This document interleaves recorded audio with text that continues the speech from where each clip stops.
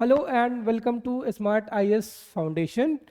आप लोगों ने जो पहले वाले वीडियो पे रिस्पांस दिया उसकी वजह से हमारे पास पार्ट 2 आ गया है। ठीक है। ये तो थोड़ा लाइट नोट पे था, बट बहुत सीरियस बात हम लोग इस वाले वीडियो में करने वाले हैं। आज हम लोग उनके बारे में बात करेंगे जिनका प्रीलिम्स क्लियर नहीं हो पाता है या जिनसे प्रीलिम्स में गलतियां होती हैं। उन सारे चीज़ों को हम लोग पढ़ेंगे from the APSC point of view, right? So my name is Asirvad Kumar and I will be involved in a honest talk with those people जिनका prelims qualify नहीं हुआ है। अब मेरी दो तीन बातें ध्यान से समझना। सबसे पहला जो वीडियो का थीम है वो ये है कि आप या हम या कोई भी प्रीलिम्स में, स्पेशली एपीएससी या यूपीएससी के प्रीलिम्स में फेल क्यों होते हैं, हमारा प्रीलिम्स क्यों नहीं क्वालिफाई हो पाता है। तो पहले हम उन सारे रीजंस को डिस्कस करेंगे एक एक करके डिटेल में।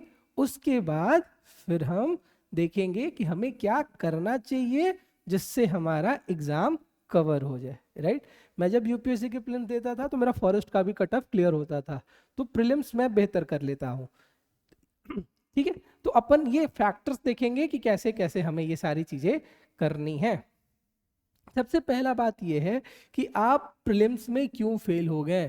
तो बेटा द फर्स्ट इंपॉर्टेंट थिंग जो जो जो फैक्टर है जिसकी वजह से आपका एग्जाम नहीं निकल पाता है, that is lack of revision. आपने पॉलिटी पढ़ ली, टीचर ने पॉलिटी पढ़ा दी, आपने पॉलिटी पढ़ ली, टीचर ने पॉलिटी पढ़ा दी, आपको पूरी पॉलिटी समझ में आ गया, टीचर ने बहुत अच्छे से पढ़ाया, आपने भी क्लास में बहुत अच्छे से पढ़ा, बट आपने रिवाइज नहीं किया। तो जब आप रिवाइज नहीं करोगे तो पॉलिटी पढ़ने के 6 महीने के बाद आपकी पॉलिटी और सड़क पे चलने वाले बाकी लोगों की पॉलिटी ऑलमोस्ट बराबर हो जाएगी। आपको क्वेश्चन समझ में आएगा, आपको थीम समझ में आएगा, बट आपसे ऑप्शन एलिमिनेट नहीं होगा, आप रिटेन नहीं कर पाओगे चीजों को। तो मोस्ट इंपॉर्टेंट जो फैक्टर है that is lack of revision. तो ये प्रॉब्लम है, lack of revision is a problem. अब इसको काउंटर कैसे करेंगे? इसको काउंटर करने की दो स्ट्रैटेजीज हैं। मैं थोड़ा सा पीपीटी अवॉइड करता है क्योंकि कोई सेंस नहीं बनता, मतलब आई फील कि थोड़ा ओल्ड स्कूल ज़्यादा अच्छा लगता है, तो अपन चीज़ों को लिखेंगे ही रैदर देन रीडिंग पीपीटी वगैरह। तो लैक ऑफ रिवीजन को कैसे काउंटर करना है? सबसे पहला चीज़ what you need to do कि 50% ऑफ योर पढ़ाई should be only for revision. अगर आप 4 घंटे पढ़ते हो तो आपको 2 घंटे रिवाइज करने चाहिए। 6 घंटे पढ़ते हो तो 3 घंटे रिवाइज करने चाहिए, प्रैक्टिस करने चाहिए। अगर आप 8 घंटे पढ़ते हो तो आपको 4 घंटे रिवाइज करना चाहिए और प्रैक्टिस करना चाहिए। एंड दूसरा बेटा, आप एमसीक्यू सॉल्व कीजिए उन टॉपिक्स का जिन टॉपिक्स को आपने कवर कर लिया है। जैसे फॉर एग्जाम्पल आपने फंडामेंटल राइट कवर कर लिया। अब जैसे ही आपने फंडामेंटल राइट कवर किया, you should solve fundamental right के एमसीक्यू। इससे क्या होगा? इससे आपको समझ में आएगा कि आपको कितना समझ आया है, क्या आपने फंडामेंटल राइट्स के सारे क्वेश्चंस को समझा है, सारे कॉन्सेप्ट्स को समझा है या फिर नहीं समझा है। पहला ये फायदा होता है एमसीक्यू सॉल्व करने से। दूसरा ये फायदा होता है कि आपको नया इंफॉर्मेशन मिलता है। जैसे टीचर ने आर्टिकल 19 पढ़ाया, बहुत अच्छे से पढ़ाया, बट ये नहीं बताया कि राइट टू इंफॉर्मेशन वहां से निकल के आता है। ठीक है, तो ये सारी चीजें आपको एमसीक्यू सॉल्व करने से वहां से निकल के आती हैं। तो अगर आपका सिलेक्शन नहीं हुआ है तो जो सबसे पहला फैक्टर है that is lack of revision. और लैक ऑफ रिवीजन को कैसे काउंटर करेंगे? 50% of our time should be for revision and 50% of, मतलब बाकी की जो चीजें हैं वो एमसीक्यू के लिए जाना चाहिए। टॉपिक कंप्लीट हुआ, हमने उसके एमसीक्यूज वगैरह को सॉल्व कर लिया। दूसरा बेटा जो सेकंड फैक्टर है दैट इज परसेप्शन फैक्टर। अब परसेप्शन फैक्टर क्या होता है?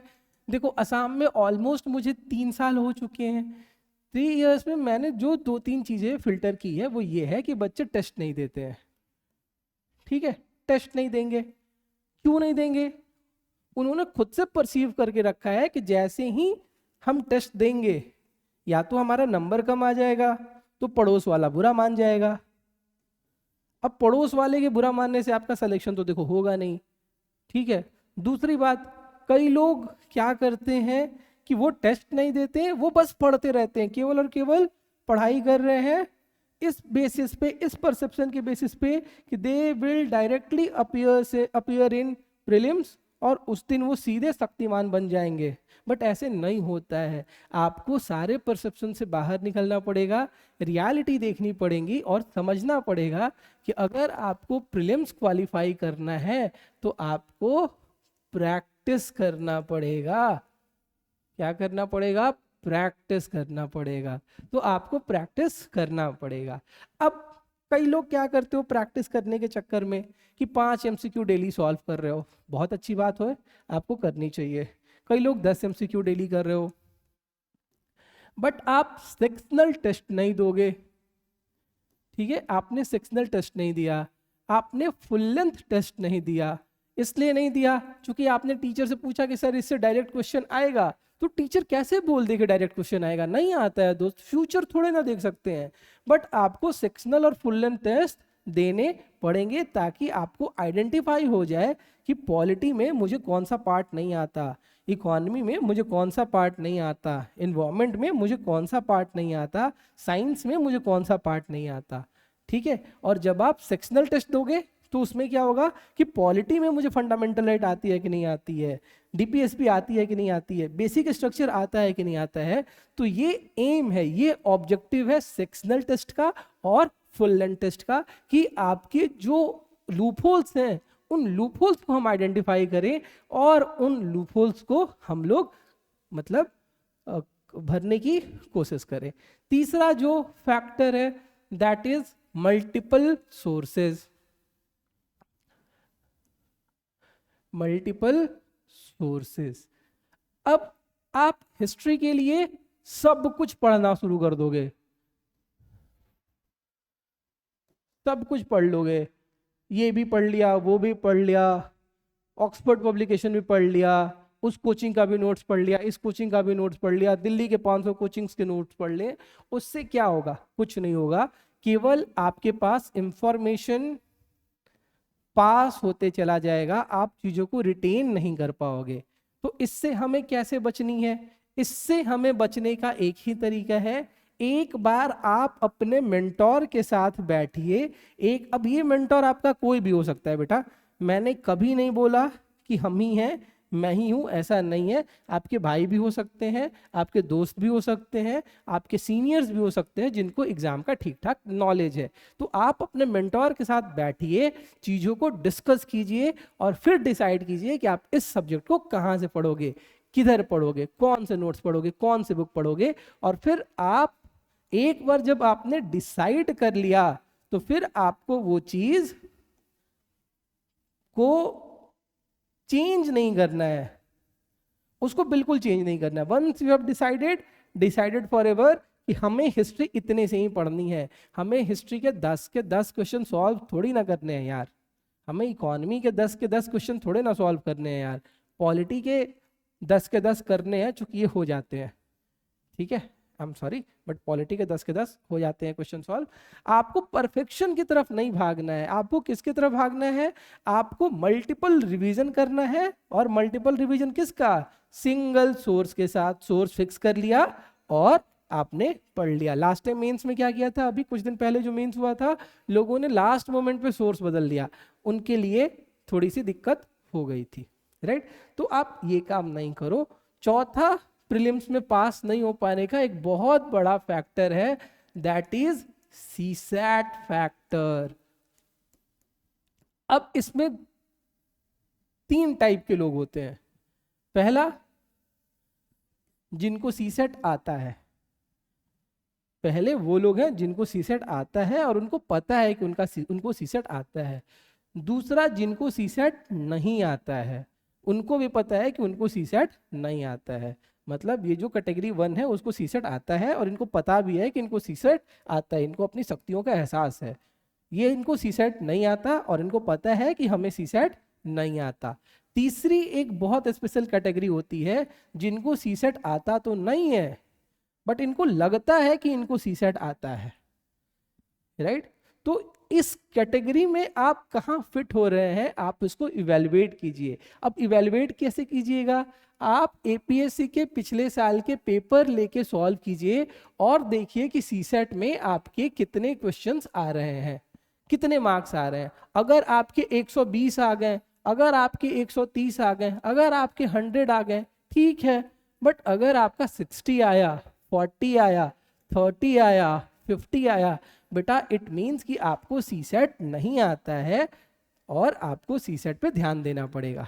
तो आपको सीसेट पे ध्यान देना है, आपको चीज़ों को रिवाइज करना है, आपको अपने सोर्स को लिमिटेड रखना है, आपको टेस्ट देना है। एंड लास्ट बात, करंट अफेयर्स को ध्यान से सुनना।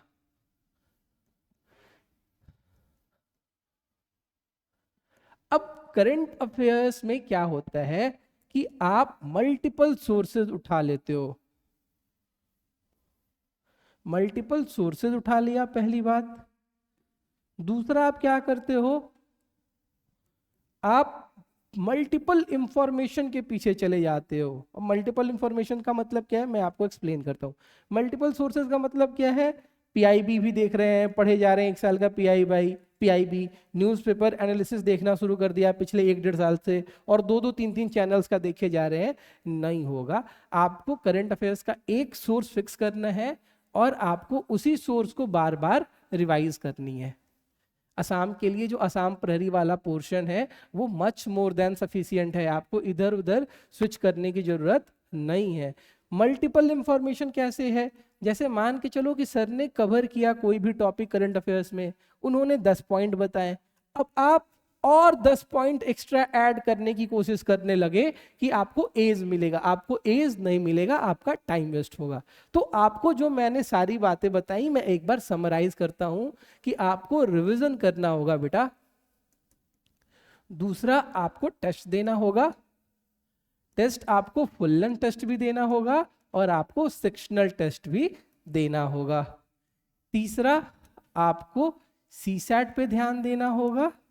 चौथा, आपको करंट अफेयर्स पे भी ध्यान देना होगा। एंड लास्ट जो सबसे इंपॉर्टेंट है, दैट इज कि चाहे वो करंट अफेयर्स हो, चाहे वो सीसेट हो, चाहे वो टेस्ट हो या फिर रिवीजन हो, आप अपने सोर्सेज को चेंज नहीं करेंगे। लास्ट मोमेंट पे कोई भी चेंज नहीं करनी है। जब आपके पास 100, 120, 150 डेज है प्रीलिम्स के लिए, तो आपको अपने सोर्सेज चेंज करने की जरूरत नहीं है। एक अच्छा सा प्यारा सा स्पेस देखिए, अपने कमरे में देखिए, अपने कोचिंग में देखिए, लाइब्रेरी में देखिए, ठीक है? आप बैठिए और इन 5 पैरामीटर पे काम कीजिए। एंड लास्ट सबसे इंपॉर्टेंट पॉइंट बेटा, जो शायद यूपीएससी में सबसे, एपीएससी यूपीएससी में सबसे ज्यादा जरूरी है, दैट इज मेंटोरशिप। ये सबसे इंपॉर्टेंट है। क्या पढ़ना है, कितना पढ़ना है, किस एक्सटेंट तक पढ़ना है, ये आपको समझना पड़ेगा, राइट? तो अगर आपने ये 6 काम अच्छे से किए, साइंटिफिकली किया, रैशनली किया, ठीक है, तो देयर इज फिर वही लक का फैक्टर आएगा जिसके चलते आपका एग्जाम नहीं निकलेगा। बट आई डू बिलीव हम सब अच्छे इंसान हैं, तो हमारी किस्मत बेहतर ही है, राइट? अगर आपने अच्छे से रिवाइज किया है, अच्छे से सारे टेस्ट दिए हैं, अच्छे से सीसॉट सॉल्व किया है, करंट अफेयर्स पढ़ा है, अपने सोर्स को फिक्स रखा है, रिवीजन को मल्टीपल किया है, ठीक है, आपके पास एक मेंटर है जो आपको इमोशनली हेल्प कर दे रहा है, जो आपको नॉलेज वाइज हेल्प कर रहा है, जो आपको गाइडेंस में हेल्प कर दे रहा है, तो दुनिया की कोई ताकत आपको प्रीलिम्स में फेल नहीं कर सकती है, ठीक है? So this was a short video जहां पे हमने ये देखा कि हम प्रीलिम्स में कैसे फेल नहीं होंगे, ठीक है? So thank you all. अगर आपका कोई भी डाउट है तो आप हमसे कमेंट में पूछ लो, we will sit and discuss. Thank you.